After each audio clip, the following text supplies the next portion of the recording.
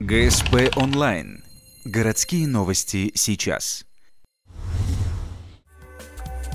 Суббота, 23 часа, 7-й километр Сосногорского шоссе. Сотрудники ГИБДД проводят рейд по нетрезвым водителям за рулем.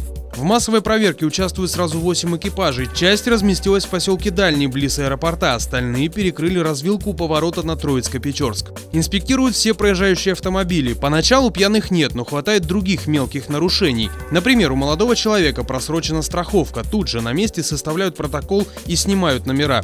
Несмотря на это, автовладелец за такие рейды. Сам являюсь водителем уже довольно долго и замечаю именно на дороге очень много водителей в нетрезвом состоянии.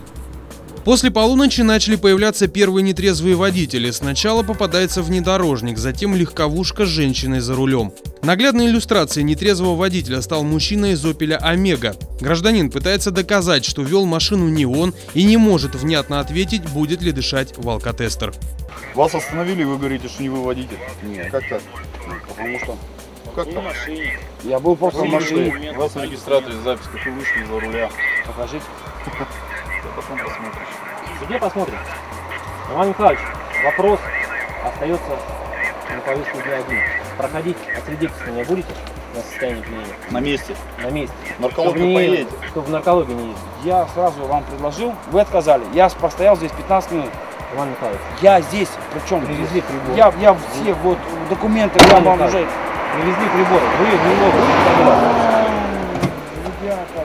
В итоге мужчина отказался проходить освидетельствование и ехать в наркологию. Ему грозит лишение прав и 30 тысяч штрафа. К сожалению, такие случаи далеко не единичны. Статистика ГИБДД неутешительна. Если смотреть по сводкам, да, по нашим, минимум 2 человека за сутки. Минимум. Если это пятница, суббота, воскресенье, то можно и в день 5, 6, 8. Всего за более чем 3 часа было задержано 3 нетрезвых водителя, плюс множество мелких нарушений. Массовые проверки отнюдь не разовое действо. Как замечают сотрудники ГИБДД, рейды проводятся минимум несколько раз в месяц. Кто попадется следующим?